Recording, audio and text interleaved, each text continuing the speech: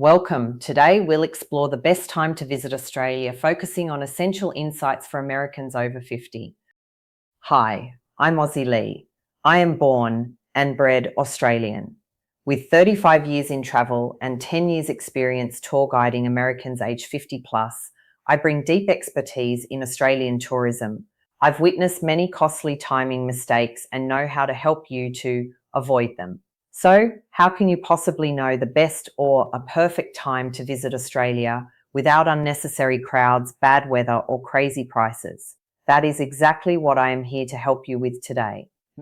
Many American guests on my tours expressed that knowing me before they plan their trip would have helped them to avoid their mistakes. But here's the thing. With the right information in the planning stage, it does not need to be that way for you, because I am about to share 3 perfect or best time windows to visit Australia. Stay with me here. The tips I am about to give in this video have helped many to choose the best time to visit Australia for them. They are also going to help you save time, stress, and money, ensuring the Australia experience you've always dreamed of. Just quickly, before we get into it, I wanted to let you know I created this channel to post helpful videos on all aspects of Australia trip planning for Americans. I will be releasing a new video every week on topics from safety, how long to stay, best places to visit and stay, etc. Watching videos on this channel will save you from the mistakes I've seen so many others make. In particular, if you are over 50 like me, this channel is 100% for you. So we would really love it if you would hit this video's like button and subscribe to support the channel. So let's get started with the basics for planning the best or perfect time to visit Australia for you. Australia's seasons are opposite to the United States. In November, while Americans are dressing to stay warm to celebrate Thanksgiving, Australians are firing up the barbecue in their backyards or on the beach. During Christmas, Australia experiences peak summer with temperatures reaching 40 degrees Celsius, which is 104 degrees Fahrenheit for my American friends. Conversely, in July, when you are having your summer, Sydney faces winter with temperatures around 50 degrees Fahrenheit, often also cold and rainy. Booking a winter escape to Australia in January or February is a common mistake because, hey, it's summer in Australia then, right? Well, that is the wrong move. And let me explain why. This period is Australia's peak tourist season, with schools out and families travelling. At this time, prices are at a premium, attractions are crowded with queues for everything, and hotels book out way in advance. You, however, will be able to plan accordingly to avoid these challenges. I include this exact insider timing knowledge and a lot more in my free planning guide for Americans over 50. I'll be sharing this guide with you at the end of this video, so make sure you watch to the end to get your free copy. Window 1, March to May, offers ideal autumn conditions in Australia's southern states like New South Wales, Victoria and Tasmania. Enjoy 70 to 75 degree Fahrenheit temperatures and low humidity. With summer crowds gone, it's perfect for exploring Sydney and Melbourne and outback Australia. And the best part, hotel prices drop 30 to 40%. Which is a nice money-saving tip. Just make sure to avoid Easter due to school holidays. I'll come back to when school holidays are in Australia later in this video. Moving on to window number 2, September to November is spring.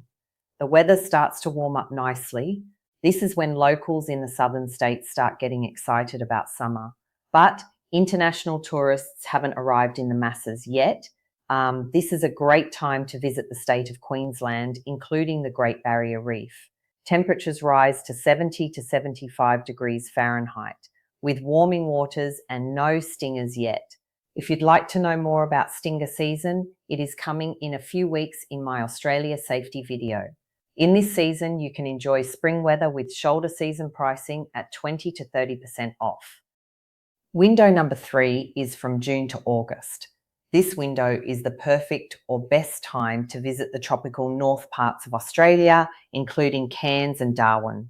At this time, it offers perfect weather with temperatures between 75 to 80 degrees Fahrenheit, no humidity and no rain.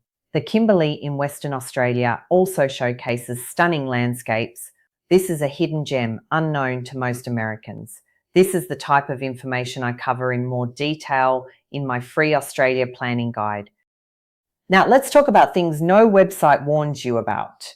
It's where it can get tricky. School holiday periods are very different to the US, and they'll absolutely crush your budget if you don't know when they are. During the 2-week Easter break, prices double. The 2-week spring break in the last week of September and first week of October also sees prices double. During the winter break, another 2 weeks in early July, North Queensland is super busy. Then in the 6-week summer break, from December 18th to January 27th, prices triple. But the good news is that you know this now and can plan accordingly to avoid these costly periods. Big Australian events also significantly increase hotel prices. The Melbourne Cup in November, Australia's famous horse race that literally stops the nation, causes a surge in Melbourne hotel rates. During the Australian Open in January, hotel prices skyrocket for 2 weeks. National Rugby League and Australian Football League grand finals also impact prices. Awareness of these events is crucial for budget-conscious travellers. Avoid visiting tropical North Queensland from November to April due to wet season hazards. Expect jellyfish, thunderstorms, and suffocating humidity. Even if deals seem attractive, it's really not worth it for this part of Australia during these months. Now, I have one exception for this. That is when you are visiting on a large cruise ship, where you are off the ship for a few hours each day and then easily back to the comfort of your air-conditioned ship when you've had enough. Many tend to see summer season and think it's perfect timing. It's perfect, yes, but only if you want to spend twice as much for half the experience. All right, now let's talk dollars and cents. Because timing isn't just about weather, it's about saving you money, isn't it? The timing of your trip can lead to significant savings. Shoulder season bookings are the best. March to May and September to November, except school holidays, aren't just better weather. Accommodation and flight costs to Australia drop by 20 to 40% during these shoulder seasons compared to peak summer. And for flights within Australia, a midweek Sydney to Melbourne ticket can be as low as 89 Australian dollars, while the same route on weekends can jump to $350. Plan wisely to maximise your budget. Currency timing matters too. Monitor the Australian dollar versus US dollar exchange rate for as long in advance as possible, but for at least 6 weeks before your trip.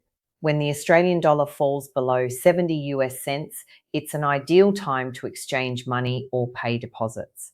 These timing decisions can save you hundreds on a big trip.